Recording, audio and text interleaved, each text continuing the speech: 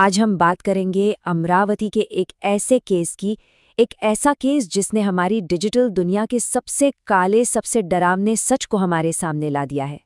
ये पूरी कहानी, ये पूरा मामला कुछ नंबरों के इर्द गिर्द घूमता है और पहला नंबर है 180।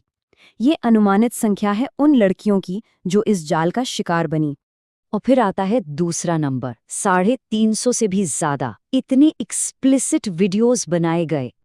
और इन सब के पीछे सबसे चौंकाने वाला नंबर, सिर्फ एक आरोपी, महज 19 साल का एक लड़का, अयान अहमद। अब सवाल ये उठता है कि आखिर इतने बड़े स्केल का क्राइम जो सबके सामने हो रहा था, वो किसी की नज़र में आया क्यों नहीं? कैसे कैसे ये सब मुमकिन हो पाया? इसको समझने के लिए हमें उस शिकारी की पूरी चाल को, उसके मोडस ऑपरेंडी को डीकंस्ट्रक्ट करना होगा। चलिए देखते हैं। ये एक बहुत ही सोचा समझा 4 स्टेप का डिजिटल जाल था। सबसे पहले सोशल मीडिया पर एक झूठी पहचान बनाई गई। इंस्टाग्राम, स्नैपचैट पर एक अमीर लड़की की प्रोफाइल। फिर लड़कियों को उनके कोचिंग सेंटर्स के पास टारगेट करके उनसे दोस्ती की, उनका भरोसा जीता, और जब भरोसा बन गया तो शुरू हुआ वन टाइम व्यू का धोखा। उन्हें ऐसे वीडियो भेजने के लिए मनाया गया जो एक बार देखकर गायब हो जाते हैं। लेकिन असल खेल यहाँ था। उन गायब होने वाले वीडियो को दूसरे फोन से चुपके से रिकॉर्ड कर लिया गया और बस यहीं से ब्लैकमेलिंग का सिलसिला शुरू हो गया। जरा सोचिए इस बारे में। एक तरफ था विश्वास कि मैसेज तो गायब हो जाएंगे, कि ये बातें प्राइवेट हैं, सेफ हैं, और दूसरी तरफ थी वो भयानक हकीकत जहां हर एक पल रिकॉर्ड हो रहा था, हर एक चैट को सिस्टमैटिक फोल्डर्स में सेव किया जा रहा था। वो जिसे दोस्त समझ रही थी, वो असल में एक शिकारी था जो उनकी हर हरकत पर नजर रखे हुए था। डिजिटल सेफ्टी का ये जो भ्रम था ना, वही सबसे बड़ा हथियार बन गया। लेकिन देखिए, टेक्नोलॉजी तो इस कहानी का सिर्फ एक हिस्सा है। इस क्राइम की जो असली ताकत थी, वो टेक्नोलॉजी से नहीं, बल्कि हमारे समाज की एक बहुत गहरी और बहुत पुरानी समस्या से आ रही थी। कहते हैं सामाजिक शर्म ही उसकी ऑक्सीजन थी। मतलब वो अपराधी जी ही इसी बात पर रहा था। उसे पता था कि एक चीज है जो टेक्नोलॉजी से भी ज्यादा ताकतवर है, और वो है बदनामी का डर। और इसी डर ने एक खतरनाक चुप्पी को जन्म दिया।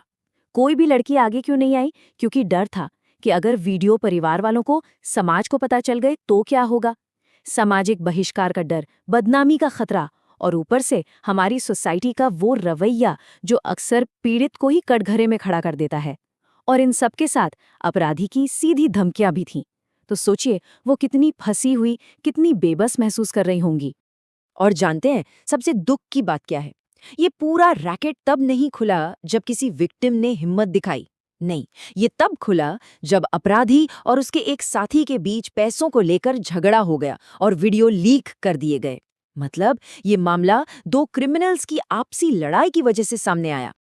और इसके बाद जो हुआ वो हमें इस डिजिटल क्राइम के उस अंजाम तक ले जाता है जो शायद कभी मिट नहीं सकता।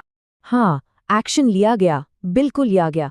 अपराधी को गिरफ्तार किया गया, उसका घर तक गिरा दिया गया, एक स्पेशल पुलिस टीम भी बनी। ये सब वो एक्शन है जो हमें दिखते हैं, लेकिन जो नहीं दिखता वो है डिजिटल दुनिया की हकीकत। गिरफ्तारी हो गई, पर वो वीडियोस, वो तो अब भी इंटरनेट पर हैं। घर गिरा दिया, पर उन लड़कियों के मन पर जो गहरा जख्म लगा है, उसका क्या? ये एक बहुत कड़वा सच है कि डिजिटल फुटप्रिंट परमानेंट हो सकता है। ये देखिए, अधिकारियों ने सजा का एक बहुत विजिबल, एक बहुत सीधा संदेश दिया। आरोपी का घर बुलडोजर से गिरा दिया गया। लेकिन सवाल तो यही है, क्या एक बुलडोजर इंटरनेट से कोई वीडियो डिलीट कर सकता है? क्या इस एक्शन से वो डिजिटल जख्म भर सकता है जो हमेशा के लिए रह जाने वाला है? तो फिर इस पूरे मामले से हमें क्या सीखना चाहिए? असली सबक क्या है? देखिए, सबसे बड़ी कमजोरी कोई टेक्नोलॉजी या ऐप नहीं थी। सबसे बड़ी कमजोरी थी कम्युनिकेशन गैप। वो जो बातचीत की कमी थी ना, शिकारी ने उसी का फायदा उठाया। उसने सिर्फ सॉफ्टवेयर को एक्सप्लॉइट नहीं किया, उसने उस चुप्पी को एक्सप्लॉइट किया जो अक्सर बच्चों और पेरेंट्स के बीच होती है। अगर हम इस अपराधी के असली हथियारों को देखें तो हाँ, टेक्नोलॉजी एक हथियार थी, लेकिन उससे कहीं बड़ा हथियार था सामाजिक शर्म का डर। और सबसे खतरनाक हथियार था कम्युनिकेशन गैप, वो चुप्पी जिसने इस पूरे अपराध को महीनों तक पनपने दिया। और आखिर में ये केस हम सबके लिए एक सवाल छोड़ जाता है, सोचने वाली बात है कि ज्यादा खतरनाक कौन है, वो शिकारी जो फोन के दूसरी तरफ बैठा है या हमारे अपने घरों में पसरी हुई वो चुप्पी।